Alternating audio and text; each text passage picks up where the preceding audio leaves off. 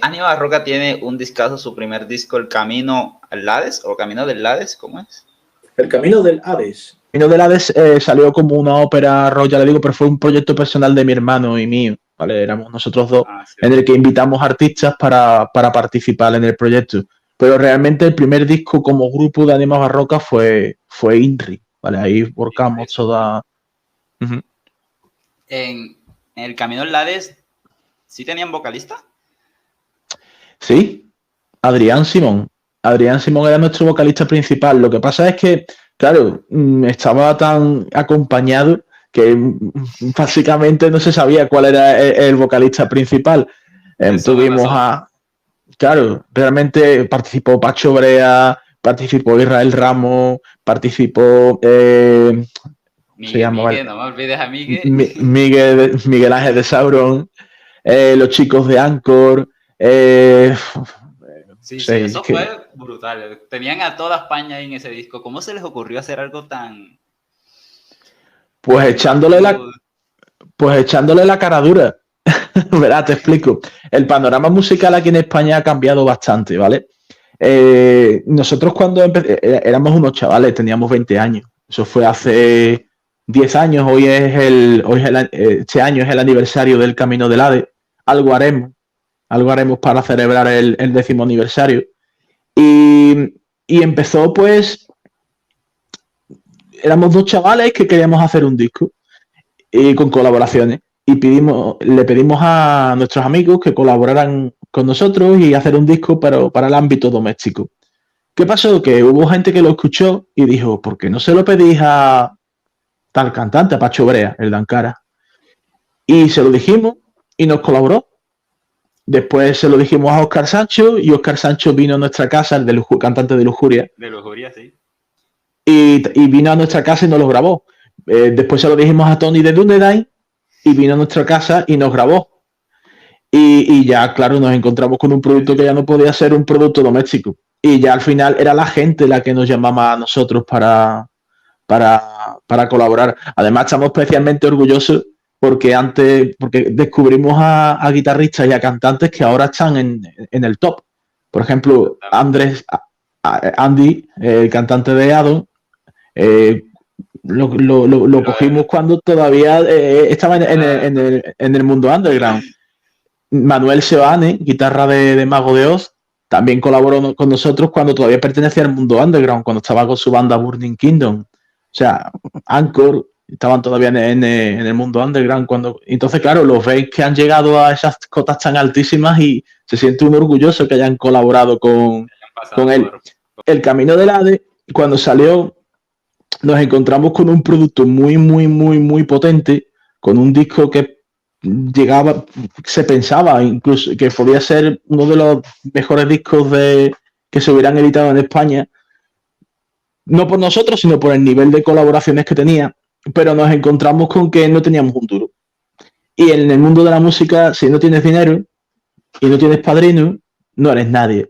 Entonces, ¿qué pasó? Nos encontramos que éramos unos chavales de 20 y tantos años que estaban estudiando en la facultad, que no teníamos un duro y que tampoco había nadie que nos ayudara, porque claro, llegaron productoras y dijeron, te distribuimos el disco es un cañón, el disco es muy potente. Muy bien, distribuirlo no, pero me tienes que pagar 3.000 euros. Mira, yo no te voy a pagar 3.000 euros porque no tengo. Pues entonces ya está. Entonces lo que decidimos fue dejarlo en descarga directa gratuita. ¿Qué pasó? Que como Spotify es un invento más nuevo que cuando lo sacamos, decidimos arreglar y maquillar un poquito el disco antes de subirlo a Spotify, ¿vale? Porque la producción lo produjimos nosotros.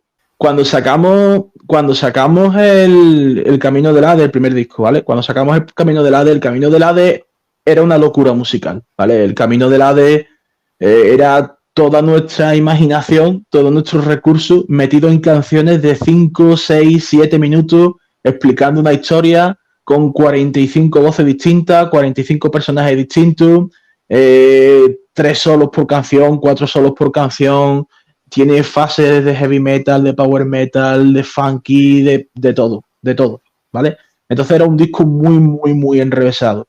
Tenía partes, el disco me gustaba porque tenía partes muy accesibles, ¿vale? Era un disco muy accesible, pero a la vez era muy enrevesado. Sí, así es. Después del Camino del Hades, ¿vale? Terminamos muy hartos de la música, porque créeme que hacer un disco como el Camino del Hades sin apoyo, o sea, sin nada, Es complicado. era eso. Terminamos muy hartos de la música y además, cuando vimos que el fruto de nuestro trabajo no era recompensado con una producción, con una distribución, la verdad es que terminamos muy... Nosotros nos esperábamos otra cosa y terminamos muy hartos de la música. Entonces, evidentemente, por muy harto que termines de la música, si eres músico, tú no puedes dejar de componer. El Camino del Hades, vale. Pues cuéntanos, lo acaban de publicar en plataformas digitales. ¿Después Sí. de cuántos años? De 10 años. Ese disco fue el primer proyecto que tuvo Anima Barroca, y Anima Barroca ni siquiera era un grupo. Eso era un proyecto personal que teníamos mi hermano y yo, que lo hicimos todos nosotros, ¿vale? Las baterías, los bajos, las guitarras, todo. y contamos con las colaboraciones de lo mejor que había en ese momento en España. De hecho, había músicos que en aquel momento eran músicos no de la escena underground, sí, bueno, podríamos decir de la escena underground, que ahora mismo son grandes músicos. Por ejemplo, Andrés Martínez, que ahora es cantante de Eadon y demás, que también pasó por 037. Andrés Martínez, cuando lo conocimos, acababa de grabar su primera maqueta con Javi Pereira, que era un productor que había aquí en Ceuta, y era un chaval que prácticamente acababa de empezar. Lo oímos, nos gustó y grabó un par de canciones. Cuando te digo eso, te digo Israel Ramos, te digo Manuel Sebane, guitarra de Mago de Oz, que en aquel momento tocaba en un grupo que se llamaba Burning Kingdom. Miguel Ángel de Sauron, también músico de mucho más largo recorrido, como Manolo Arias, que era el guitarra de Muru, de Atlas, de New. Y bueno, Israel Ramos. Curiosamente, una de las cosas que me hace gracia del disco, porque dice, hay que ver cómo cambian las cosas, fueron que los chicos de Anchor fueron ellos los que pidieron participar, o sea, tocar en el disco. De hecho, la antigua cantante de Anchor, Rosa de la Cruz, tiene una canción, y también David Romeo tiene un solo de guitarra. Fíjate tú, ahora hay que pedirles a ellos. Anchor es uno de los grupos más grandes que hay en España. Pero en aquel momento, bueno, pues estaba abriéndose un hueco y vieron una oportunidad. ¿Qué pasó con ese disco? Pues ese disco, cuando nosotros lo editamos, teníamos 22 años, tenía yo, y mi hermano creo que no tenía ni 18 años. Entonces, ¿qué pasa? Que nosotros no teníamos un duro. Entonces se ofrecieron discográficas, Avispa se ofreció, entre otras, para distribuir el disco. Pero claro, nos pedían un dinero que no teníamos. No teníamos ese dinero. Y aparte de la producción, pues la hicimos nosotros con un ordenador de aquella época que era un Pentium 3. 800 MHz. O sea, el móvil que tengo aquí ahora mismo en la mano es como 7 veces más potente que el ordenador. Y bueno, se hizo lo que se pudo. Y bueno, ahí quedó, lo dejamos en descarga directa, en Mega Upload, creo que estaba, en Mediafire, que el otro día miré las descargas que tenía ya, creo que eran 40.000 descargas, una burrada. Pero mucha gente nos pedía que pusiéramos el disco en Spotify. Uno de los últimos que lo hizo fue el director de la Metal Hammer aquí en España, que es coleccionista de CD, y nos lo comentó. Dice, ¿por qué no lo ponéis? Lo estuvimos hablando y demás. Yo era muy reticente porque la producción del disco no era muy buena. Y la verdad, no es como los discos estos actuales. Pero bueno, tampoco es que sea un desastre, se deja escuchar. Y segundo, porque, bueno, era algo que pertenecía a nuestro pasado y yo no quería que quedáramos como un grupo de una ópera rock y ya está. Entonces, después de sacar 2 discos, pues hemos decidido sacarlo ya coincidiendo con el 10º aniversario. Entonces, el disco ha estado dando vueltas durante 10 años, pero creo que no ha sido conocido por el gran público. Nada. Y es una pena, porque la verdad es que es una ópera rock, cada uno tiene su propio personaje. La verdad es que es 1 hora y media de música y, en fin, la verdad es que es curiosa. ¿Y de qué trata El Camino del Hades? Pues El Camino del Hades trata, bueno, la historia, para resumirla, porque tampoco es plan de eso también es hay de que... una primicia para que conozcan los espectadores. Bueno, pues, a ver, El Camino del Hades lo que trata simplemente es el mito de las estaciones, ¿vale? Es un personaje que lo que hace es, bueno, normalmente tendría su nombre en la mitología, pero bueno, nosotros lo adaptamos a nuestro estilo. Lo que hace es rescatar a Perséfone de los infiernos, ¿vale? Perséfone era la hija de Demeter, que era la diosa de la naturaleza. Entonces, cuando Hades, que era el rey del inframundo, el dios del inframundo, secuestra a Perséfone, ¿vale? Demeter cae en depresión y cae el invierno sobre la Tierra. Se pierden las estaciones, solamente hay una, invierno. Y bueno, eso es lo que es la historia de fondo, ¿vale? Hay un montón de personajes, sale, bueno, Perseo, sale, en fin, sale un montón de personajes, pero ahí fue cuando en Anima Barroca empezamos a darle doble fondo a las cosas, ¿vale? Por ejemplo, hay una canción, Mortal, que hace Gemma Bau, que era antigua cantante de Biofear, ahora se dedica a la docencia, es una gran cantante, una de las mejores docentes de vocales, vocal coach que hay en España, hacía de Demeter. Bueno, pues esa canción, como yo te digo, Mortal, es el duelo de Demeter por perder a su hija. Esa canción está dedicada o también tiene un doble fondo de un caso que hubo aquí en España de un secuestro que fue de una chavala, una muchacha que se llamaba Marta del Castillo, que fue un asesinato muy sonado aquí en España y demás, que nunca llegó a encontrarse su cadáver, en fin, una cosa muy, muy desagradable. Sí. Pero bueno, también está dedicada a eso, ¿vale? El llanto de una madre que ha perdido a su hija, bueno, pues decimos. Entonces por ahí viene eso que siempre hacemos nosotros del doble fondo de las canciones, que parece que significa una cosa, pero en realidad trata de otra. Y el AD es eso, es una ópera rock, al uso, una ópera rock, cada personaje tiene su voz, o sea, como Fantasia, como el legado de una tragedia. De hecho, es anterior al legado de una tragedia. El legado de una tragedia se editó tiempo después del Camino del Hades. Y bueno, pues sí. Eso va, un poco... ¿En qué año el Camino del Hades se editó cuándo? 2012. Bueno, aquí dice que la de legado de una tragedia 1, bueno, en Spotify está de 2008. ¿De 2008? Puede ser. Entonces, ¿no? Pues yo pensaba que era al revés, porque yo legado de una tragedia, la primera vez que lo oí fue posterior. Puede ser, entonces estoy equivocado. Lo siento, yo pensaba que era al revés. Pero están ahí cerquitas, o sea. Sí, están cerca. Ok, muy bien. Lo último que te iba a preguntar es, Miguel Ángel Franco, ¿sabes cómo lo contactaste? Uy, pues ya ni me acuerdo. Miguel Ángel, yo lo conozco de hace tiempo. Miguel Ángel es de un pueblo de aquí de Sevilla, aunque Sauron son naturales de Cádiz. Miguel Ángel es de un pueblo de Sevilla que se llama Utrera. Es así su pueblo. Entonces teníamos contactos con él y demás, lo conocíamos y demás.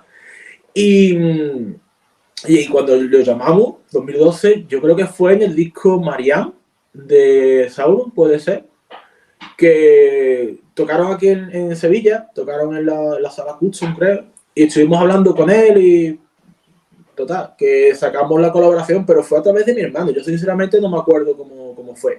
Lo que sí me acuerdo fue que cuando nos mandó la colaboración, nos mandó...